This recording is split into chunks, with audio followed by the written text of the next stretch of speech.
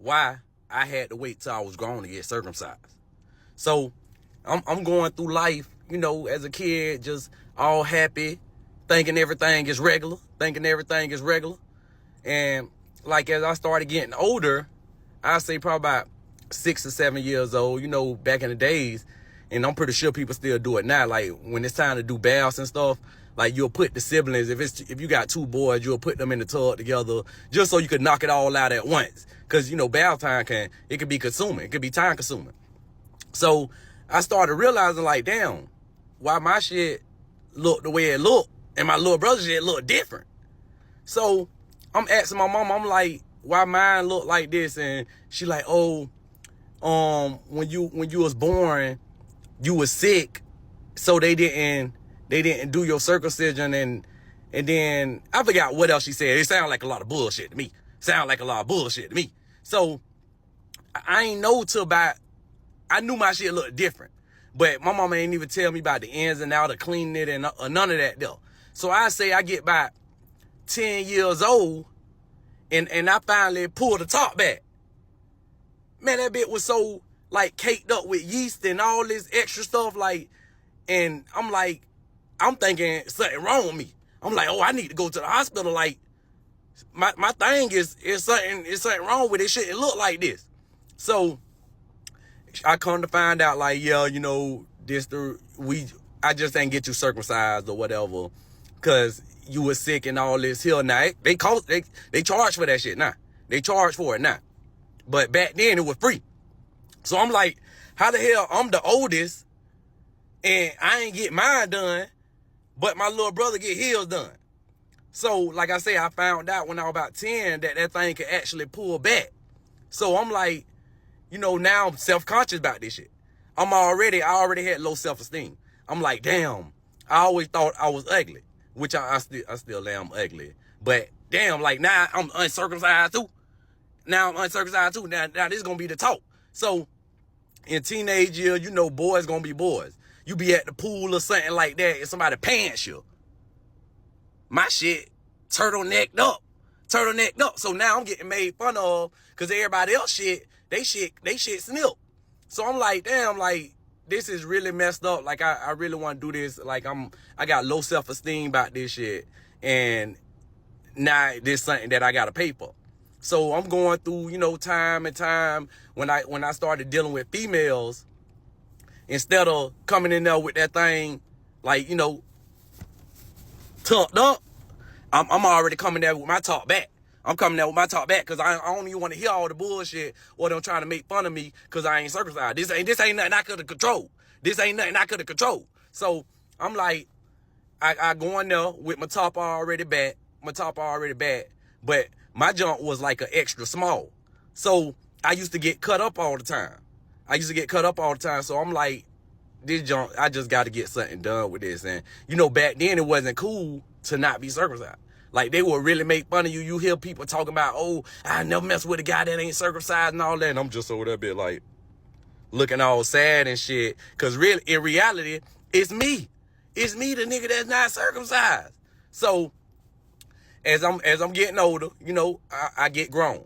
And I start getting my own job insurance and all that there. The time come for me to get circumcised. I'm gonna drop some more parts to this because it's gonna be too long. So this part 1 right here. But this shit is crazy, man. This is crazy. It all makes sense at the end. All right, this part two. Why I ain't get circumcised till I was grown. So I done had my son, right? I got his shit done. First quarter. I ain't want him to be going through the same thing I went through in my life. So I got his shit done. First quarter, prepaid for it. You know, like when you almost finna have a baby, they let you go ahead and prepay it. So that way, soon as he born, like damn near a couple hours later or the next day, they do that though. So I'm thinking like, you know, son taking this like a champ. It can't hurt that bad. So, but I ain't taking consideration that he a baby. He don't get hard or nothing like that. Like he might do, but he ain't gonna remember all this. This trauma that he going through, he ain't gonna remember none of this. So I get this job, warehouse job, some pretty good, decent insurance. So I'm like, you know what? I'm gonna go ahead and go. I'm gonna go ahead and get this done. Like, I want to feel good about myself. So I go ahead and, you know, book the appointment. And, you know, in my head, I'm thinking like, boy, I'm finna have a whole new meat out there, bitch. Like, a whole new meat out there, bitch. So, I'm like, let me go ahead and set up my appointment. I go to my, consultation or whatever. And, I think this might have been like the doctor that was, doing all that stuff to them Olympic players. Cause when he was like, you know, checking everything out, you know, you at the doctor's office, you don't think of nothing. You don't think nothing too major. So he go to check my shit out. He ain't got no gloves on. So I'm like, this weird here. Like, bro, why would you want to be touching my meat with no gloves on? I just came from work. I know them bitch kind of tart, like, but never mind it being tart. I don't think that's professional. That should have been number one red flag right there. I should have found me another doctor. But I'm like, man, I just want this junk done so bad. He making it seem like it was gonna be easy peasy. You gonna go in there, we gonna put you to sleep, we gonna snip, and then like this how he tell me how your line on your lip is, like how that is. You don't feel nothing on that. So it's gonna be smooth, just like that. So I'm like, damn, I'm gonna have a smooth that. So I'm like, I tried to bypass that. He touched my meat without no gloves on. So when I get home, I tell my girl, I'm like, you know, something weird happened to me today when I was getting that consultation for the circumcision. She like, what? I'm like, that motherfucker ain't had no gloves on. I felt crazy, but I'm like, he a doctor, he professional. Maybe he needed to get a real good feel. Maybe that's how they do. I ain't never been circumcised, so I don't know how it go when you get circumcised.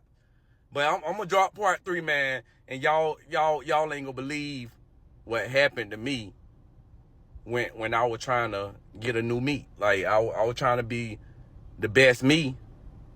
I'm gonna just have to part 3, man. Part three on getting the circumcision when I'm grown.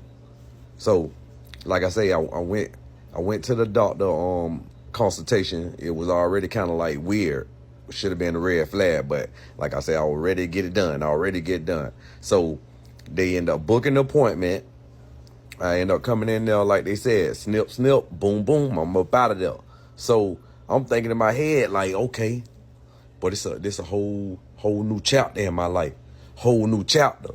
I'm finna have me a new meat. Well, I'm in the process of having a new meat. I'm in the process of having a new meat. And I'm like, this thing gonna be pretty. I'm gonna have me a pretty meat. So as I'm healing, I'm like, something ain't right. This thing ain't looking pretty. This thing looking ugly. So I'm like, why is it all lopsided? So I called the doctor. I kind of ain't want to go back in there. So I called the doctor. He had me come back in. And he go to check everything. Like, go ahead and pull it out and go to check everything out. Again, he did not put on gloves. My meat ain't even healed all the way. So I'm like, I'm still kind of thrown back. I'm like, well, you touching wounded meat? Like, what type of doctor is you? I don't know if this how y'all do it in y'all country or what, but this is America. I need you to be putting on gloves, man. Like, this is an open wound. Like, I don't need you infecting it. So it was like 3 more weeks till I'm like all the way healed. So I'm all the way healed. I'm ready. Doing a little salt water or whatever the stuff they telling me to do to make sure, that it heal right and don't scar up. Supposed to be like your lip on, like the separation on your skin on your lip. So, everything finished. My shit still kind of, that bit like this lopsided. That bit one side, like you ain't even cut me evenly. So I call back. I end up going back in there. Third time. He ain't have on no gloves. Why he don't wear gloves? He don't believe in gloves? The gloves were too expensive. So I'm like, why is it like kind of like lopsided? He like, oh, cause you got a abnormal pee hole. And I'm like, abnormal pee hole? Why you ain't tell me this in the beginning? He'll like, cause I knew you were gonna still be able to do it. I knew you were gonna be kind of like, you know, it's a little different. But I'm like, bruh, this ain't what I asked for. I thought my meat was gonna be pretty. Like, it ain't pretty. So he ended up telling me, y'all, I got an abnormal pee hole, that now my pee hole gonna be growing like a centimeter like every year. I'm like, oh Lord, like the extra meat was holding everything in. It was holding everything in, and now I done mutilated myself and did this. And by the time I'm 50, a bitch be able to use my shit as a straw.